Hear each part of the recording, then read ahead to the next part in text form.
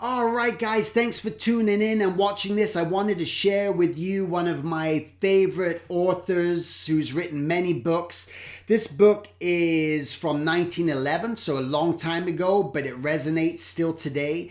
It's called Pushing to the Front by Orison Swett Marden, and I'm going to read a chapter from it, which is entitled The Cure of Worry, just to help us through these times. So while you're working, while you're listening, while whatever you're doing, just maybe this can be on in the background. It was written quite a long time ago, so there's a bunch of words that I'm not even familiar with, or the way that it's written can sometimes be like, oh, I stumble, but please bear with me. All right, here we go.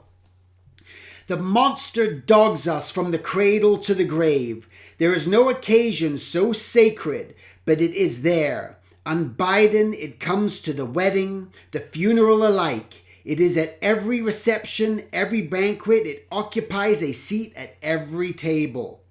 No human intellect can estimate the unalterable havoc and ruin wrought by worry.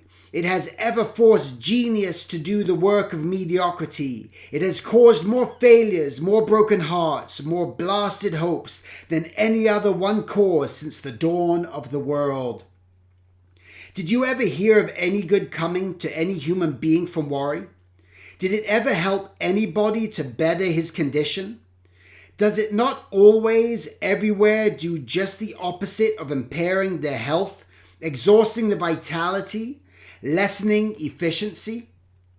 What have not men done under the pressure of worry?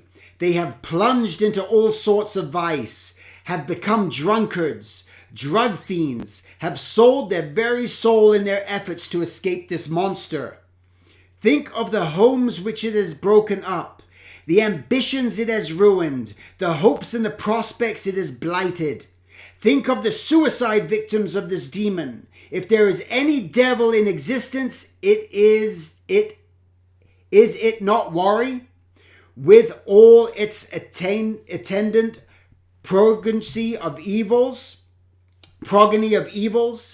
Yet in spite of all the tragic evils that follow in its wake, a visitor from another world would get the impression that worry is one of our dearest, most helpful friends. So closely do we hug it to ourselves, and so loath are we to part from it. It is not unaccountable that people who know perfectly well that success and happiness both depend on keeping themselves in condition to get the most possible out of their energies should harbor in their minds the enemy of this very success and happiness. It is not strange that they should form this habit of anticipating evils that will probably never come, when they know that anxiety and fretting will not only rob them of peace of mind and strength and ability to do their work, but also of the precious years of life. No man can utilize his normal power who dissipates his nervous energy in useless anxiety. Nothing will sap one's vitality and blight one's ambition to detract from one's real power in the world more than a worrying habit. Work kills not one, but worry has killed vast multitudes. It is not the doing things which injures us so much as the dreading to do them, not only performing them mentally over and over again, but anticipating something disagreeable in their performance. Many of us approach an unpleasant task in much the same condition as a runner who begins his start such a long distance away that by the time he reaches his objective point, the ditch or the stream which is to test his agility, he is too exhausted to jump across. Worry not only saps vitality and wastes energy, but it also seriously affects the quality of one's work. It cuts down ability. A man cannot get the highest quality of efficiency in his work when his mind is troubled. The mental faculties must have perfect freedom before they will give out their best. A troubled brain cannot think clearly, vigorously, or logically. The attention cannot be concentrated with anything like the same force when the brain cells are poisoned with anxiety as when they are fed by pure blood and are cleaned and then clouded. The blood of chronic worries is vitiated with poisonous chemical substances and broken down tissues, according to Professor Elmer Gates and other noted scientists who have shown that the passions and the harmful emotions cause actual chemical changes in the secretions and generate poisonous substances in the body which are fatal to the healthy and growth and action. One of the worst forms of worry is brooding over failure. It blights the ambition.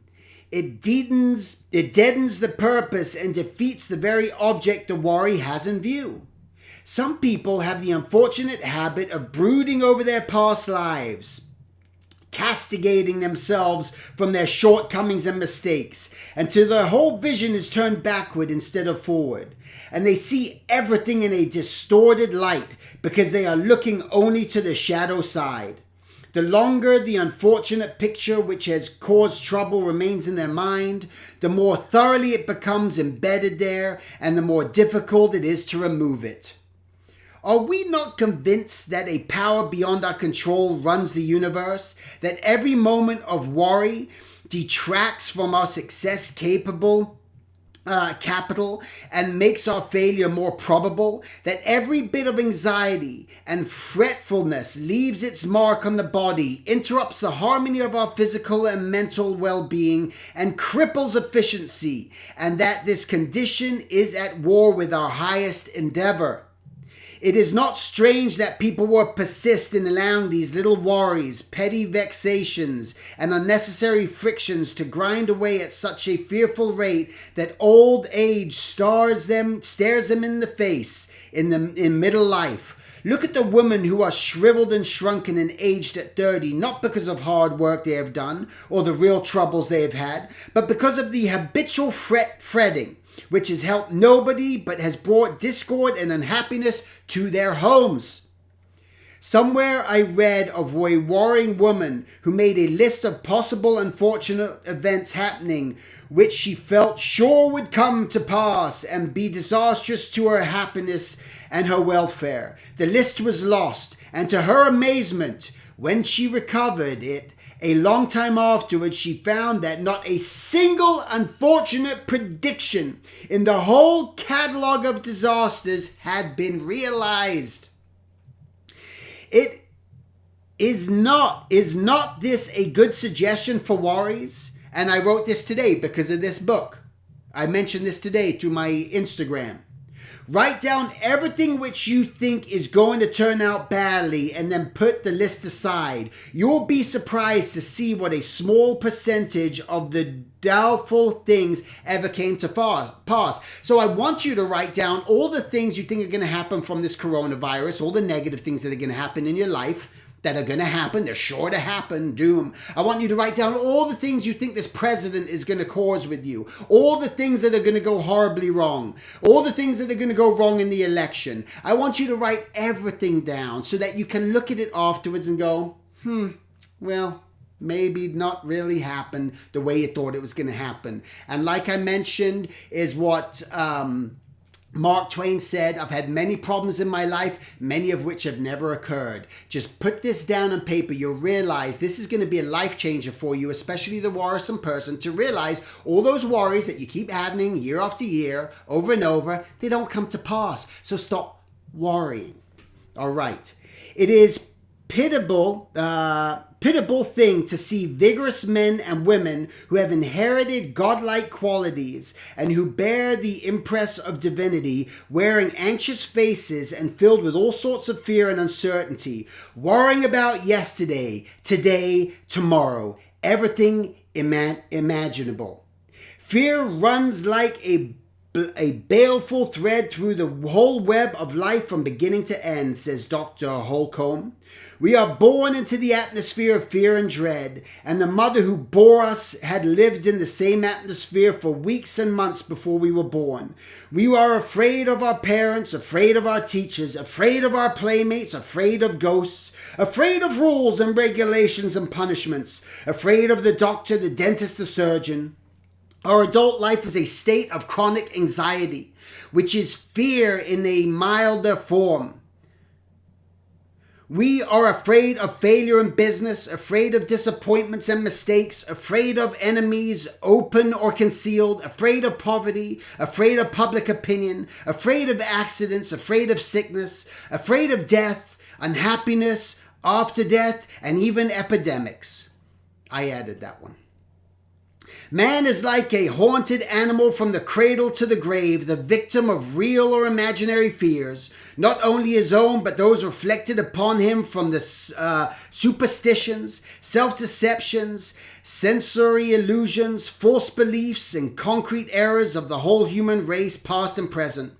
Most of us are foolish children, afraid of our shadows, so handicapped in 1,000 ways that we cannot get efficiency into our life work.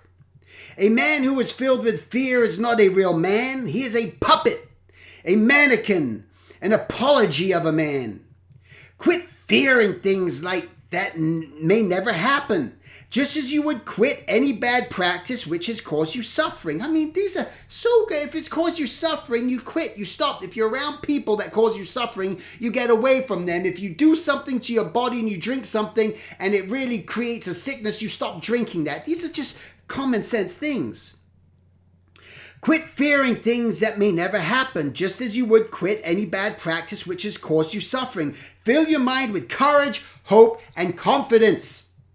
Do not wait until fear thoughts become entrenched in your mind and your imagination. Do not dwell upon them. Apply the antidote instantly, and all the enemies will flee. There is no fear so great or entrenched so deeply in the mind that it cannot be neutralized or entirely eradicated by the opposite. The opposite suggestion will kill it. There is a reason for people telling you, stay calm, do not fear, do not panic. It worked during World War II in England. Stay calm. What was it? Be calm. I can't even remember. It just went through my head. It's going to come back into me. Stay calm, whatever they said. Once Dr. Chalmers was riding on a stagecoach beside the driver. He had noticed, keep calm and carry on. Keep calm and carry on. Once Dr. Chalmers was riding on a stagecoach beside the driver, and he noticed that John kept hitting the off-leader a severe crack with his whip. When he asked him why did he do this, John answered, "Any wonder there is a white stone? That of leader is afraid of that stone. So by the crack of my whip, that the pain in his legs, I want to get his mind off of it." Dr. Chalmers went home, elaborated the idea, and wrote, the explosive power of a new affection.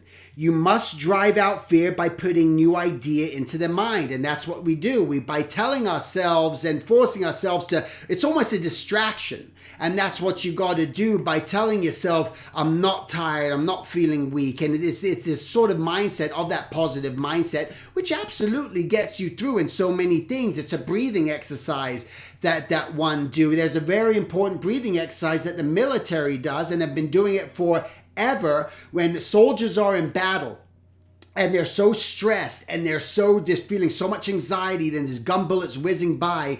They're told to control their breathing because it will help them through this. And their breathing is to breathe, to count to 4, just to breathe, holding their breath by 4, just, and count in your mind 1, 2, 3, 4, and then you breathe out 1, 2, 3, 4. Breathe in. Hold your breath for 4 seconds and breathe out. And by doing this starts to calm anxiety within yourself. So they do this in battle, okay? Fear in any of its expressions, like worry or anxiety, cannot live an instant in your mind in the presence of the opposite thought. The image of courage, fearlessness, confidence, hope, self-assurance, self-reliance. Fear is a consciousness of weakness. It is only when you doubt your ability to cope with the thing you dread that fear is possible. Fear of disease even comes from a consciousness that you will not be able to successfully combat it. This is why the CDC is telling you don't panic, don't do things, just be prepared, think your mind through. You know, these are the things. Look at this. During an epidemic, this is from 1911. And remember the 1918 influenza flu? This was written before that.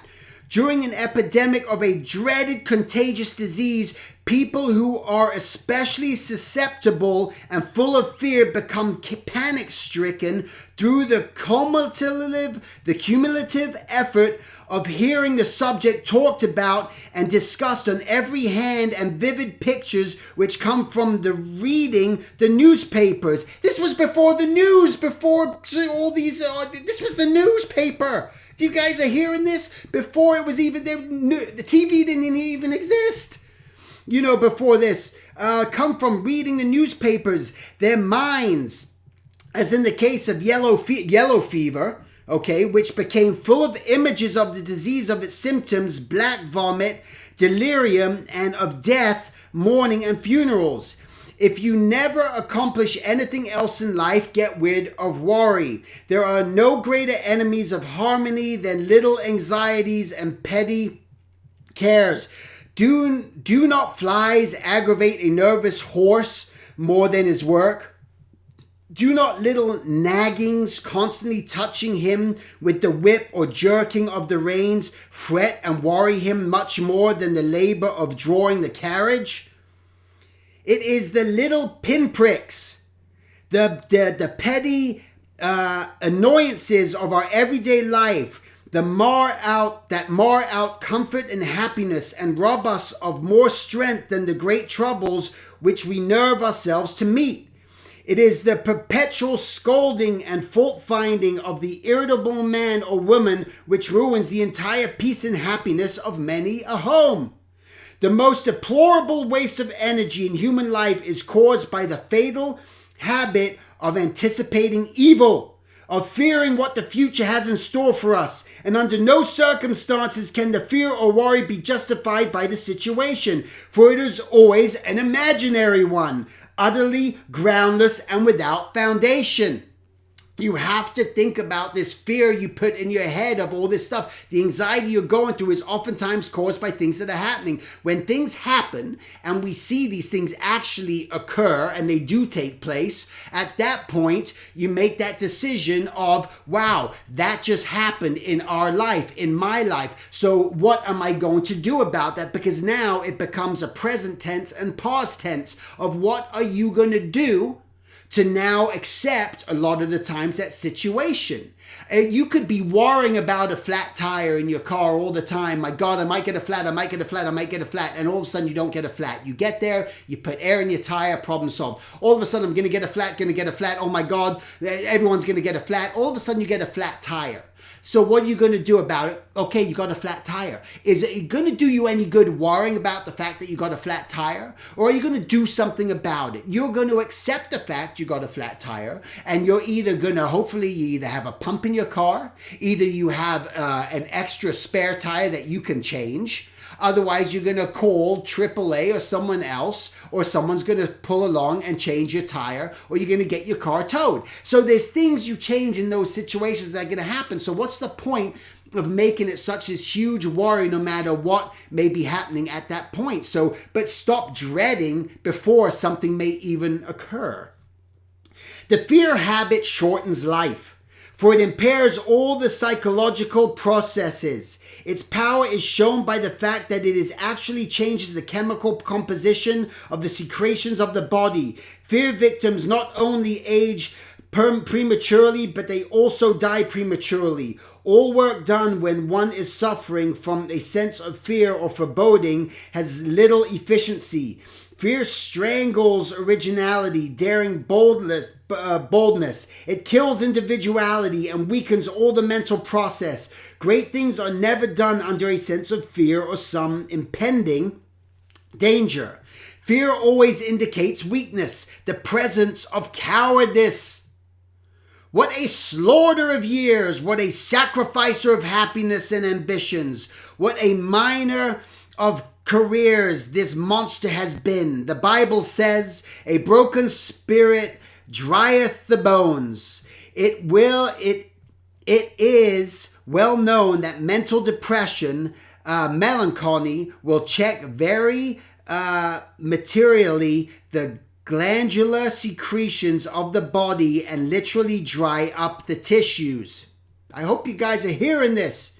Fear depresses normal mental action and renders one incapable of acting wisely in any emergency. Like all the idiots who are clearing off all the store shelves and taking all the toilet paper. And I was at the grocery store today and taking everything. Bunch of idiots who are just, this is people, they leave some for other people, for crying out loud. These are people who are panicking, who are worrying, and I hope a lot of these people that they grab food that was going to turn rotten in a week so that they can just, that guy who bought thousands of bottles of Purell tried to sell it on Amazon and they shut him down, and now this guy has thousands of bottles of Purell that he can't sell. Good. I want those idiots to suffer like that. Now, it's not a nice thing to say, but the reality is this is what this sort of thing does. It makes people just, not helpful for mankind, in all honesty. When a man becomes melancholy and discouraged about his affairs, when he is filled with fear that he is going to fail and is haunted by the specter of poverty and a suffering family before he realizes it, he attracts the very thing he dreads, and the prosperity is crushed out of his business, but he is a mental failure first. If, instead of giving up to his fear, a man would persist in keeping prosperity in his mind. So I want you to think of positivity, that this coronavirus is going to come and is going to go. This too shall pass. We will all make it through this. I personally feel the world is going to be better off from this. There's going to be a lot of changes that are going to happen. There's innovation is going to happen. Preparedness is going to happen. You're becoming more prepared. You know what to do in case of emergency. You're saving money if you can. You're gathering supplies that you need if you can in a non-emergency. You're going to start doing things. Businesses are going to communicate in a different level. For crying out loud, there's going to be a lot less pollution in this world because people are going to be staying home because not everyone's going to have to work in a work environment anymore. We're going to realize we can do this all online. A lot of businesses, there's a lot of positivity, silver lining coming from this, okay? If instead of giving up to his fear, a man would persist in keeping prosperity in his mind, assume a hopeful, optimistic attitude, and would conduct his business in a systematic, economical, far-sighted manner, actual failure would be comparatively rare. But when a man becomes discouraged, when he loses heart and grip, and becomes panic-stricken and a victim of worry, he is not in a position to make the effort which is absolutely necessary to bring victory, and there is a shrinkage all along the line. There is not a single redeeming feature about worry or any of its numerous progeny. It is always everywhere an unmitigated curse. Although there is no reality in fear, no truth behind it, yet everywhere we see people who are slaves to this monster of imagination. So what have we learned? We have learned that it is important to write down all your fears that you think are going to happen and look back at it in a few months' time, 6 months' time, a year, months' time, and say we made it through that and know that this is going to work out. And what good leaders do not perpetuate fear. Good leaders come to the forefront and they tell people, listen, like Churchill, stay calm, Just relax, just please, just don't have the fear, don't go crazy, that we're going to work this out, that things are happening, things are changing, we're going to do what we can, it's going to take time. No one in the world, in any case, is prepared for such a thing. You're not prepared for war if it just comes out of the sky and hits you. And so it's just by being, you can be the leaders. You can be the ones who are sharing the news and sharing a post like this and sharing to the people out there in the masses, not panic, not fear, but sharing them positivity and sharing with them what they can do, or just positive things, just not to panic. Don't share just articles of opinions of people who are creating the sort of panic and worry. It's not going to benefit anyone. The more we can share with our world and the public, and leaders can share in all forms, senators, congressmen, presidents, prime ministers, whoever you are that listen, it's not going to be the end of the world. Just stop panicking. I'm not going to share all this mayhem with you. I want you to be calm, and I'm going to slowly and calmly share with you, okay, listen, we're going to figure it out. All right. And that's what we got to do. That's what we got to share with each other. This is what we need to do. Listen, this world is going to benefit from this in so many ways. And it reminds me of a story that I read about, I can't remember where I read it. There was a camp that was set up in the 60s, and they broke up the camp into two sides, and on purpose, they made both sides sort of become enemies with each other. So this side of the camp was trying to always attack that side was always trying to attack that side. Purposefully, they made them so that there was always the rivalry. It was this side against that side, competitions, games, this side against that side. What do two different sides do? They start to hate each other, what everyone says. I don't like what you say. I'm not going to listen to you. I'm better than you. You're better than me. Blah, blah, blah, blah, blah. What did they do? They scheduled a bus trip. And purposefully, they got all the buses lined up, but on purpose, they made sure that the bus got stuck in mud. And that it couldn't go anyway. Don't worry, I don't have the coronavirus. I've just been talking a long time. And they made it so that this bus couldn't go on this very fun trip they were going to go on all together. And so what did they have to do? So both sides had to come together and figure out this problem, how to get the bus unstuck, get it working. And they came together and worked together. And because of that, they formed a bond and they started to work together. And then all of a sudden the camp became friends with each other and they all got along. That is what is happening in this world right now. And that is what is happening. The universe, in my opinion, is doing all this for a reason. This is why I have an optimistic view on this. I'm not looking at this as the end of the world or anything else. I'm looking at the world is teaching us to slow down. The universe is teaching us to slow down a bit. And thank God from all that, getting together with family. I drove out today. I had to go to the store. I saw families walking together. I never see families walking together ever. I'm telling you, this is going to change things for the better. Hopefully everyone will kind of keep with this mindset and always keep washing your hands even after this so you don't infect people with the flu and the common cold and everything else. Just keep doing it. These are the changes we can make, guys. This is a positive, good thing that's happening in our world. If you think about that, if you embrace that, you're not going to stress during this time. You're going to be effective. You're going to get things done. You're going to work on those projects that you've been putting aside. You're going to make things happen. You're going to innovate. You're going to build things for yourself. You're going to plan. You're going to prepare. Guys, this is, don't be the doomsday. This is not a bad time. The world needs this flush. We needed this. It's time. And here it is. And we're going to be better for it. So the little inconveniences, sometimes bigger inconveniences, lack of funds, lack of job, lack of stuff going on right now that you have, look at it as an acceptance of, holy moly, this is happening to me. I have no work. I can't pay the bills right now. You will get through this. You will get through this. Write it down, your worst case scenario, and see that you're going to make it through this. And so next time, make sure you listen to the hearing, the calling of this, that you're going to act on it, and make sure you prepare for next time. So next time you have some savings and doing things like that. Don't buy things that you don't necessarily need. Don't go to places you don't necessarily need to go to. Just think about it. Just, you got to enjoy life and have fun. If there's certain things you want to pay for, do it. But be wise. I mean, listen, I've spent my whole career building up my business from saving upon other things that I've done. Whenever I did caricatures, I saved some money. I spent money on things I wanted, books and this and that, everything I wanted, because I was learning at that time, so it was important to me. And I always bought clothes that I wanted, but I put still money aside for the next year at my caricature booth to make it even bigger and better. And every year it got bigger and better. So just do it. Even if it's $25, put those $25 in a separate account. Just do this. This is a learning lesson if you're willing to learn. That's it. Thanks so much for watching. Please share this. Share this. Let people hear this.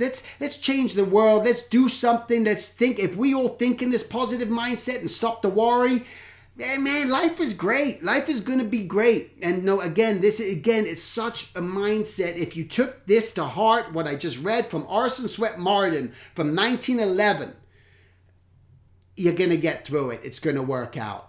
Thanks.